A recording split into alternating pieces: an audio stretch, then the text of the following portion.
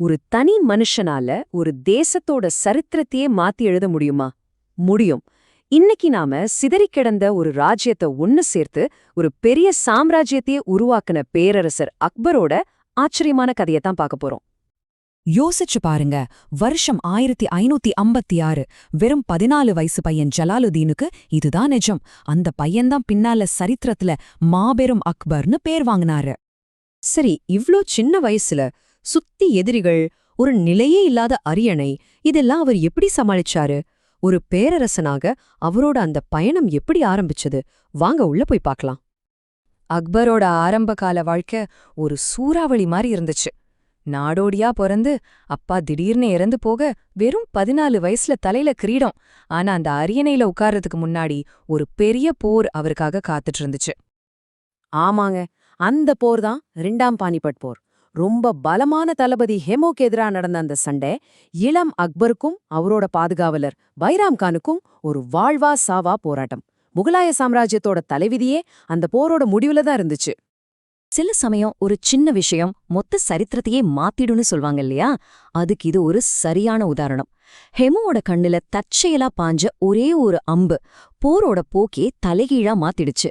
அந்த ஒரு அம்பு அக்பருக்கு வெற்றியை கொடுத்து அவரை டெல்லி மற்றும் ஆக்ராவோட அசைக்க முடியாத ஆட்சியாளரா மாத்துச்சு. டெல்லிய கைப்பற்றினதோட அக்பர் நின்னுடல. அவரோட பார்வை இன்னும் பெருசா இந்த முழு இந்திய துணைக்கண்டத்தின் மேல இருந்துச்சு. தன்னோட அதிகாரத்தை இன்னும் அதிகமாக்கவும் பேரரச வலுப்படுத்தவும் வரிசையா பல போர்களா ஆரம்பிச்சாரு.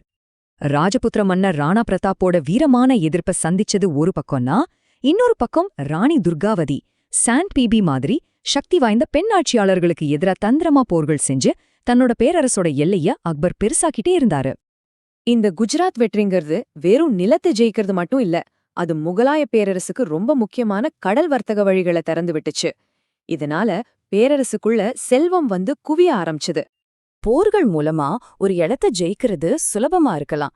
ஆனா அங்க வாழ்ற வேற வேற மதம், மொழி, இனத்தை சேர்ந்த மக்களை ஒன்னு சேர்க்கறது தான் ஒரு தலைவனோட உண்மையான திறவை. அக்பரோட புத்திசாலித்தனம் இங்கதான் வெளிப்பட்டது. அதை எப்படி செஞ்சாருன்னு பாப்போம். தன்னோட பேரரசுல இந்துக்கள் தான் பெரும்பான்மைன்னு அக்பர் நல்லா புரிஞ்சு வச்சிருந்தாரு. அதனால பல புரட்சிகரமான திட்டங்களை கொண்டு வந்தாரு. உதாரணத்துக்கு, பல 100 வருஷமா முஸ்லிம் இல்லாதவங்க மேல இருந்த ஜிஸ்யா வரிய நீக்கினது மக்கள் மனசுல அவருக்கு ஒரு பெரிய இடத்த கொடுத்துச்சு. அக்பரோட மத நல்லிணக்க கொள்கையோட உச்சகட்டம்தான் இந்த தீன்-இ-இலாஹி. நல்லா புரிஞ்சுக்கணும், இது ஒரு புது மதத்தை உருவாக்குற முயற்சி கிடையாது. இது இந்து மதம், இஸ்லாம், கிறிஸ்தவம்னு எல்லா மதங்கள்ல இருக்கிற நல்ல விஷயங்களை ஒன்னு சேர்த்து எல்லா குடிமக்களுக்கும் ஒரு பொதுவான நெறிமுறையை உருவாக்குற முயற்சி. சரி, இவ்ளோ பெரிய பலதரப்பட்ட மக்களை கொண்ட ஒரு சாம்ராஜ்யத்தை எப்படி நிர்வகிக்கிறது? அதுக்கு ரொம்ப வலுவான ஒரு நிர்வாக அமைப்பு வேணும்னு அக்பருக்கு தெரிஞ்சுது. அதுக்காக அவர் கொண்டு வந்த சீர்திருத்தங்களை இன்னைக்கும் எல்லாரும் பாராட்டுறாங்க. இந்த மன்சப்தாரி முறைய பேரரசுல இருக்கிற எல்லா பெரிய அதிகாரிகளுக்கும் ஒரு ரேங்கிங் சிஸ்டம் மாதிரி கற்பனை பண்ணிக்கோங்க. இன்னைக்கு கம்பெனிகள்ல ரேங்க் இருக்கிற மாதிரி இது ஒவ்வொரு அதிகாரியோட முக்கியத்துவம், சம்பளம், அவங்களோட ராணுவ பொறுப்புகள் எல்லாத்தையும் தெளிவா வரையறுத்துச்சு. இதுல ஜாட், சவார்னு 2 முக்கியமான விஷயங்கள் இருந்துச்சு. ஜாட் அப்படிங்கிறது ஒரு அதிகாரியோட பர்சனல் ரேங்க் மற்றும் சம்பளத்தை குறிக்கும். சவார் அப்படிங்கிறது அவர் எத்தனை குதிரை வீரர்களை பராமரிக்கணும்னு சொல்றது. சிம்பிள்.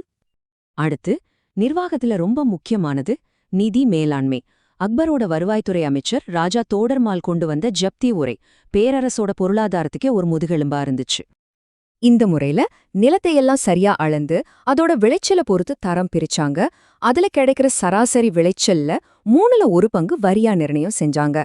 இது விவசாயிகளுக்கும் நியாயமா இருந்துச்சு, பேரரசுக்கும் ஒரு நிலையான வருமானம் கிடைச்சது. ஆனா அக்பரோட ஆட்சி காலம்னா அது வெறும் போரும் நிர்வாகமும் மட்டும் கிடையாது. அது கலை, இலக்கியம், கட்டிடக்கலையோட ஒரு பொற்காலமாவும் இருந்துச்சு. அக்பர் தன்னோட காலத்துல இருந்த புத்திசாலிங்க, கலைஞர்கள்னு எல்லாரையும் தன்னோட சபையில வச்சிருந்தாரு. அவங்கள தான் நவரத்தினங்கள்னு சொல்றாங்க. இங்கே சில முக்கியமான நவரத்தினங்களையும் அவங்களோட பங்களிப்பையும் நீங்க பார்க்கலாம்.